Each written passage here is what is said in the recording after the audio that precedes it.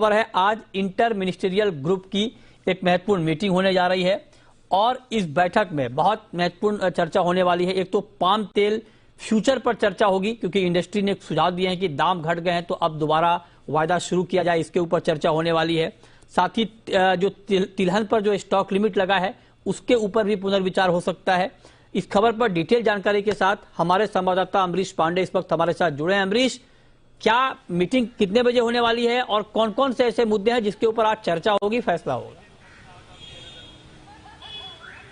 Mrityunjay, meeting अब से थोड़ी देर बाद ही शुरू हो जाएगी। इंटर मिनिस्ट्रियल कमेटी की बैठक है जिसमें कि जितने भी संबंधित मंत्रालय उन सबके सचिव होंगे। इसके अलावा जो संबंधित अधिकारी हैं जो कि उस विभाग को देख रहे हैं, मसलन इंपोर्ट को, एक्सपोर्ट को, इसके अलावा उत्पादन और एस्टिमेशन को और मॉनिटरिंग जो सेल है उनकी, इन सारे के अधिकारी भी शामिल होंगे। अगर हम बात करते हैं एजेंडे की, तो एजेंडे में सबसे पहला एजेंडा है ये आपका पाम तेल का फ्यूचर खोलना। इसको लेकर इंडस्ट्री ने एक बड़ा प्रेजेंटेशन दिया था सरकार को और शुक्रवार को इसको लेकर खाद्य सचिव ने एक बैठक भी की थी इंडस्ट्री बॉडी के साथ।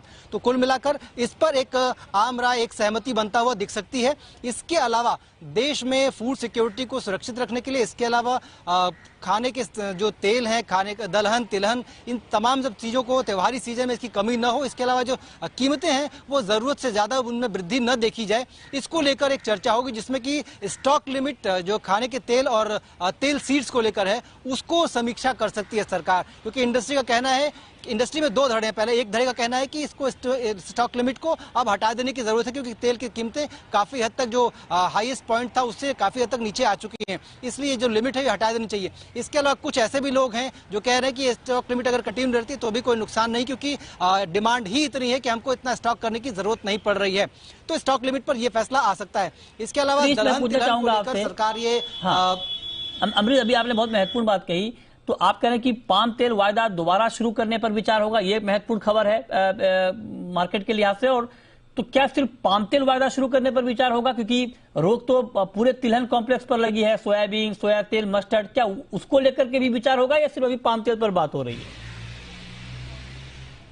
देखिए, शुक्रवार को जो प्रेजेंटेशन दिया गया था उसमें सारे तेलों को लेकर था, लेकिन जो मुख्य चर्चा हुई थी वो सिर्फ पाम तेल को लेकर थी। इसलिए हम अपने एजेंडे में या फिर जो हमें जो सूत्रों से जानकारी मिली है उसके अनुसार ये लग रहा है कि प्रथम दृष्टया जो है चर्चा भी पाम ऑयल के फ्यूचर पे ही होगी और संभवतः इसकी मंजूरी भी अगले कुछ दिनों में हमको देखने को मिल सकती है। लेकिन बाकी चीजों पर भी चर्चा है। प्रेजेंटेशन का जो मुख्य हिस्सा था कुल लगभग 22 स्लाइड की प्रेजेंटेशन थी। 22 स्लाइड में से लगभग 11 स्लाइड जो है वो पाम फ्यूचर को लेकर थी। इसके अलावा बाकी अन्य पे जो 10 फ्लाइट जो बचती हैं वो सब थी। तो कुल मिलाकर ये हम अंदाजा लगा सकते हैं कि सबसे ज्यादा चर्चा है पाम फ्यूचर को लेकर है और इस पर ही फैसला जल्दी आ सकने की उम्मीद है। इसके अलावा अमरीश जो बता रहे हैं वो बहुत महत्वपूर्ण खबर बता रहे हैं आपको दोबारा एक बार बता दें कि पाम तेल वायदा, इस खबर को आप समझिए कि पाम तेल का वायदा कारोबार फिर से शुरू हो सकता है। उसको लेकर के आज महत्वपूर्ण मीटिंग हो रही है और उस मीटिंग में जो अमरीश कह रहे हैं कि 11 स्लाइड यहां पर दिखाए गए, उसमें से ज्यादातर स्लाइड जो है पाम तेल को लेकर के ही है, क्योंकि और आप देखिए कि पाम तेल के दाम गिरे भी हैं।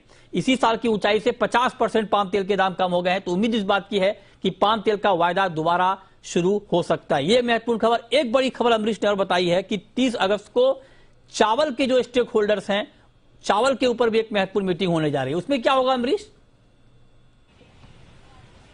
तो 30 तारीख को सरकार ने एक बड़ी बैठक बुलाई जिसमें कि सारे स्टेक होल्डर्स होंगे और स्टेट्स होंगे।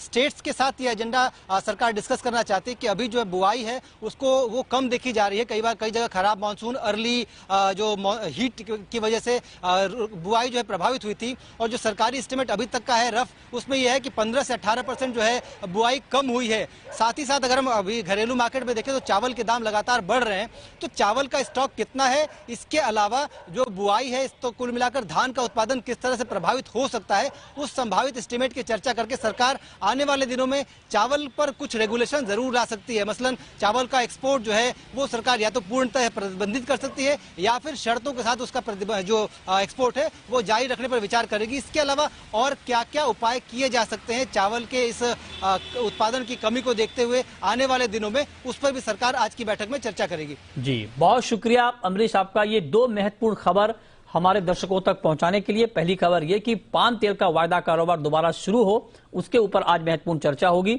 उसमें शायद इस बात को लेकर सहमति बन जाए कि वायदा को दोबारा शुरू किया जाए।